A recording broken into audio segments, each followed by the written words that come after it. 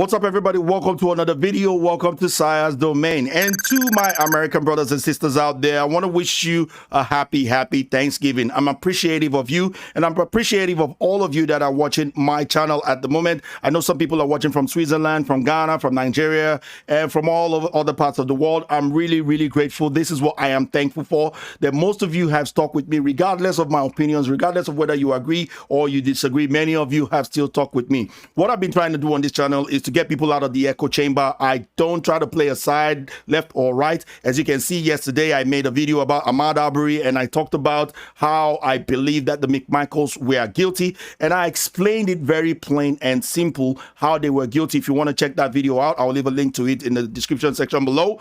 But anyway, I got a lot of unsubscribers from there because a lot of people are, very much into an echo chamber, and they don't want to hear certain things. They want to hear what they want to hear. But it's all good. It's all well. I'm still thankful for all of you, and I hope you guys have a very happy Thanksgiving for those of you who are in the US. Anyways, today's story, I wanted to talk about something that might have gone over many of us' head as a result of the Amhaud Arbery as well as the Kyle Rittenhouse trial that has, been trending in the airways. This would have gone over everybody's head. Now, this happened last week, so it's about a week overdue, and it's unfortunate that I don't have many resources when I'm making these videos. Some of these videos, they take me about 3 or 4 hours to make them, from research to the end product that you guys see. So I do really work on it. I make sure that what I'm talking about is factual as I can possibly get. And so it's difficult, plus doing a 12-hour job, alongside doing this, making these videos. So I do really put a lot of effort in it, and I thank you guys for appreciating the effort that I put in it. Anyway, so I wanted to talk about this story of that happened in New York about a week ago, and it comes from the Gateway Pundit. I'm sure you're not going to see it in any mainstream media, and the story is as follows. It says, probably a job for the police. Driver easily gets away after violently assaulting 3 NYPD civilian traffic enforcement agents that had approached after a traffic incident. Now, the background to this story is that after last year's whole incident, the whole BLM riots, the Defund the Police movement, started, and a lot of these progressives hopped on that, and a lot of these progressives started saying that we needed to defund the police. I mean, the government needed to defund the police. Police needs to be defunded because, police are racist, white supremacist people that are killing black people out there, and so they need to be defunded. And one of the people that actually went forward with this the most,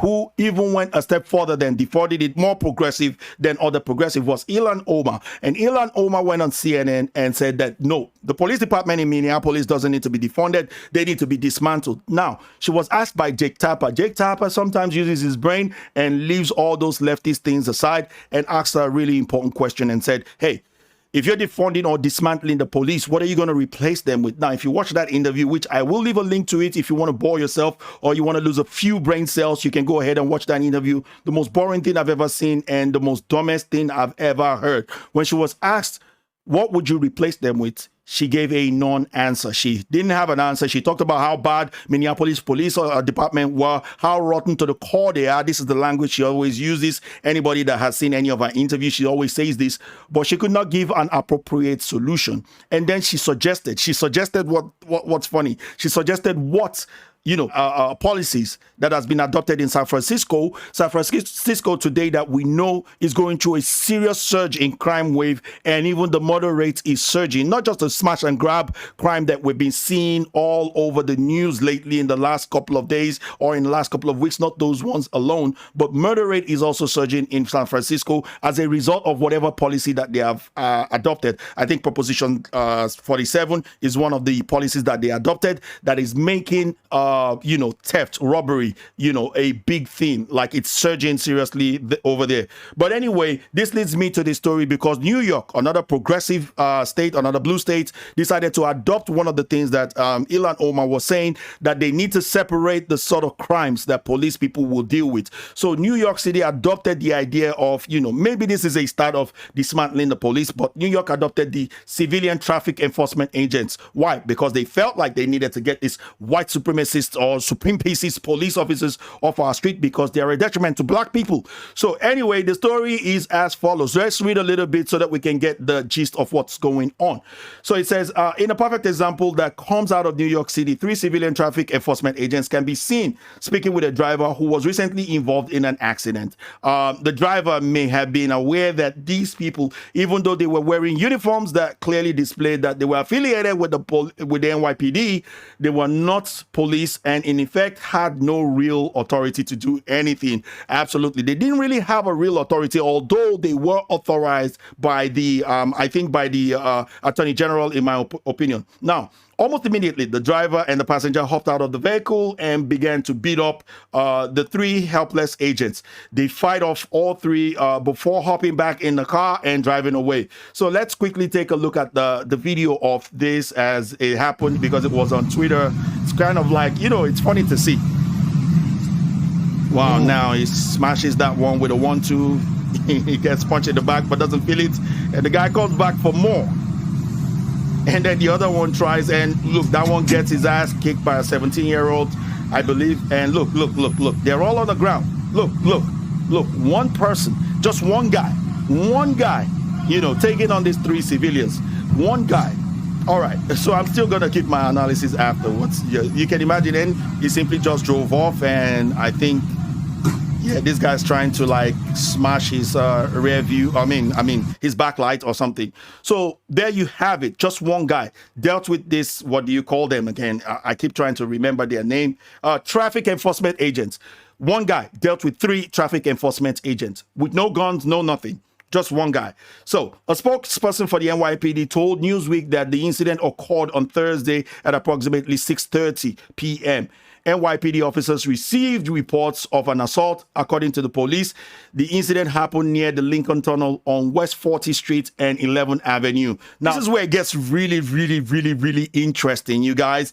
So when NYPD officers arrived on the scene, NYPD officers were still called at the end of the day. They found 3 on-duty traffic enforcement agents who reported that they were assaulted by a 24-year-old male and a 17-year-old male. You can imagine. These are the people that were asked to enforce the law are now calling the people that were told not to enforce the law in that jurisdiction to come and enforce the law. How erroneous is that? And how stupid is that?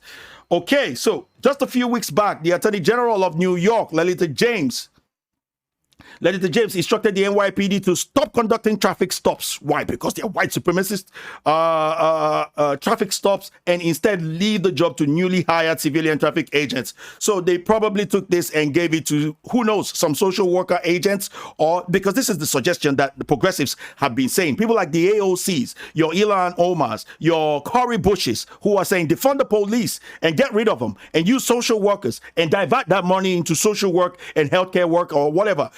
This is the result of what you get when you do things like this. This is the result. Now, it says, it goes without being said that the customary traffic stops will be left up to a highly trained police officer or highly trained police officers who are well equipped to handle a violent encounter such as this one. But thanks to the radical defund the police movement, civilian workers are replacing full-fledged officers for these types of calls in some of the largest cities in America. Now, it says this will be the first of many incidents where somebody violently assaults one of these unequipped civilians. They should not be doing a police officer's job, and even when conducting routine traffic stops, they're being put in serious danger. All right, so there you have it. These people are being put in serious danger. Even police officers that were trained. I've done stories here where police officers, you know, they were pulling a routine traffic stop and they got shot. A woman got shot. A policewoman got shot in the head a couple of months ago. And just earlier this year, I did a video about a police officer who was told that he was just supposed to do a traffic stop on this guy who was driving a pickup ute or something like that. And the guy pulled out an AR-15 and shot him to death. Right? These are the sort of dangers that police people are facing, but they are trained to face it. And you want to get civilians because of your radical ideologies. You want to get civilians out there to do the job. This could have ended up worse than it did. And if it did, would these people be accountable for those deaths? Would these people, like Lolita James happens to be the lady that took down Cuomo for all those sexual allegations, because she works in the district attorney office. That's the same office that Cuomo came out from. So she was the one that eventually took him down. Not for the lies about the COVID, about the COVID deaths in old people home that was understated by over 6,000 people dying in COVID in old people's home. No, not for that. Not for the fact that they placed those people in danger in the first instance by telling them that they needed to accept COVID patients into old people's home, which actually led to the death of over 15,000 grandmas and grandpas.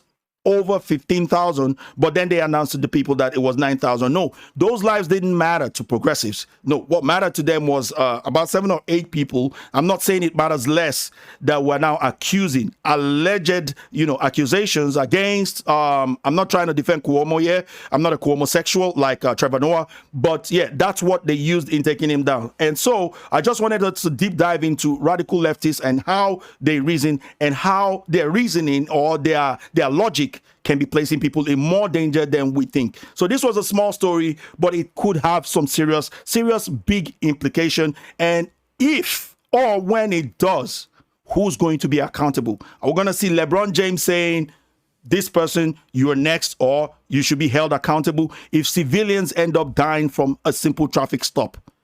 Those are questions that I want you guys to answer in the comment section below. I want to thank you guys for watching this video. If you did enjoy this one, please feel free to like, share, comment, subscribe, ding that bell for notification, and I'll be catching you guys again on the next one. Happy Thanksgiving once again. Take care of yourself. Have a great one. Peace. And Sayas out of here. Catch you guys later. Bye-bye.